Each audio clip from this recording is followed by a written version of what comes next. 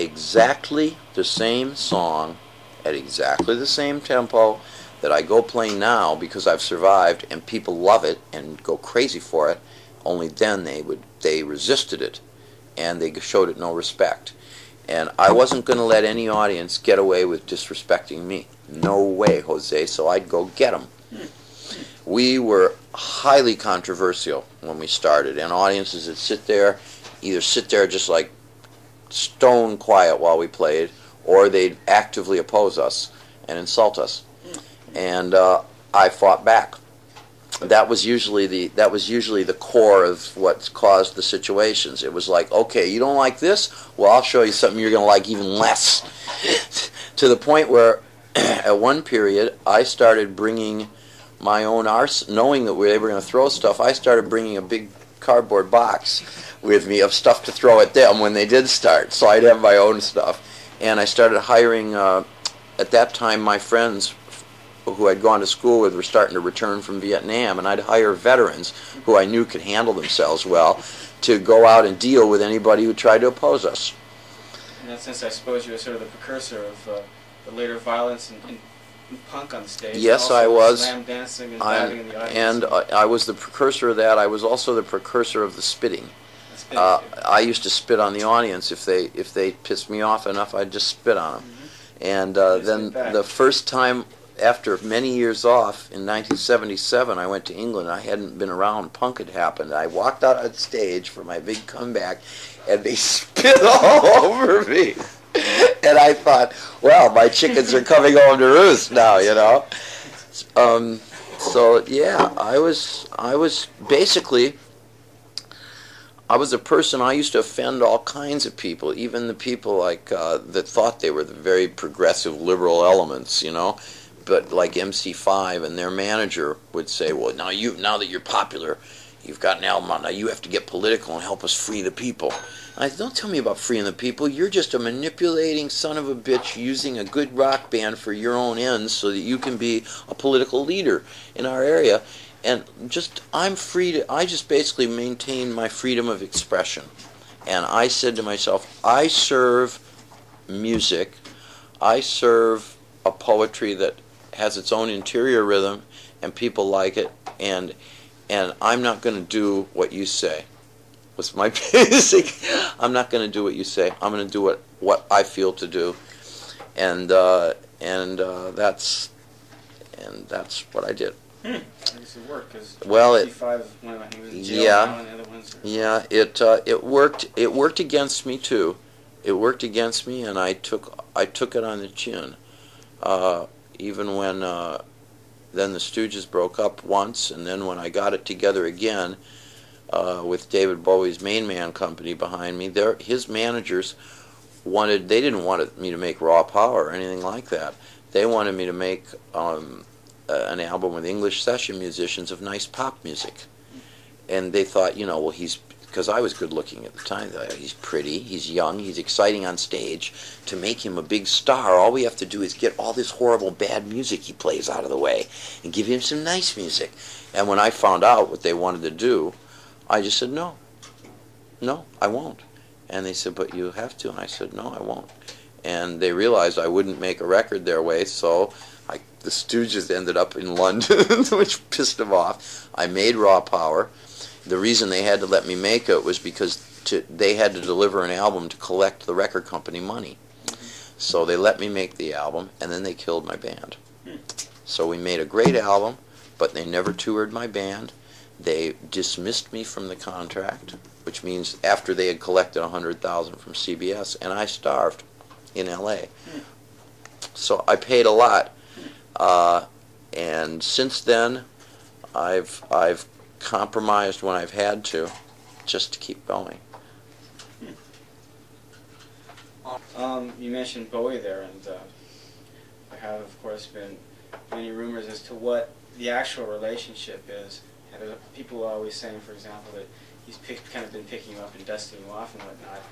What was the original a bond between you there? Was it just a pair of kindred spirits, or was he like advising you on how to control yourself as a performer? The original bond. the basic bond between us would be that we're the same age. We have very similar musical backgrounds. We both had the same ambitions. We wanted to write and create our own musical theater, underlining the word theater. And we both had a very low opinion of the importance of a lot of the rest of the music business. Thought it was just trivial bullshit. And we read a lot of the same books, so we had something to talk about. Other than that, I think our relationship can be viewed in many different ways depending on what mood you're in and what day of the week it is. Just like life itself. You know what I mean? Yeah. But it basically has sort of continued and in certain ways blossomed, I guess. Yes. In terms of the career as well as, I guess, personal benefits as well. Yeah, he's been a great help to me, and it's well documented that I lived with him when I was penniless, and he produced my albums when no one else would touch me, and et cetera, and I hope I've been a good friend to him as well. So friend and guardian angel, I guess. I think that's a fair way to put it, yeah. Another way, and rather than guardian angel, I would say this: having created what I consider to be the three most important albums, I think my first three albums formed the basis for almost everything interesting that happened in the late 70s, and for a lot of what the new bands like the Cult, Mission, Susie and the Banshees, Simple Minds, many people are doing now. Having done that and seen my career totally reduced to dust, to the point where I couldn't move, couldn't eat, where I was mentally confused, total outcast, I looked at Bowie, who meanwhile had skyrocketed to fame, and I said, why is he up there and why are you down here? And the reason was, I concluded, that I had only cared just about the art part. He had taken care of his art, but also his business, his publicity, his social obligation to go out and meet as many other artists as possible. He'd taken care of his influences. He was out hanging out with painters, learning interesting things about set design. He was covering all aspects, and I wasn't. So I thought, right, this is a man I could learn from. And more than anything else, he's been a teacher to me. It seems like rather than it hasn't been a situation where, like, if I'm down or upset over something or have a decision to make, I've never called David Bowie and asked him what to do, or he never says, well, Jim, no, here's something for you, nothing like that. But you watch and you learn. In the world of pop, it seems like there are more Iggy Pops than there are David Bowies, though. Sly Stone, sort of a god of funk, in a sense. Oh, I see what you're saying. In various genres, as far as been the case. Kind of, but I think he has more visual clones than I do. I have a lot of people that play my music, but David has tons of visual clones. Oh, visual clones. If you look around, there's more people look like David than that look like me. Yeah. They all pluck their eyebrows and dye their hair orange. Yeah, sure. And then you have Johnny Rotten, who basically was Iggy Pop with David Bowie's hairdo. Yeah. But I guess that's kind of just the way it sort of works. Yeah. The guy who starts it kind of ends up being sort of blown away. Well, tend to forget. Yeah, but it paid off in the end because people, one thing I'm very happy about is that I didn't make it too big, because it leaves me so much work to do now. Yeah, I'm real lucky that way. So I'm still kind of like a new kid on the block, and it keeps me fresh. You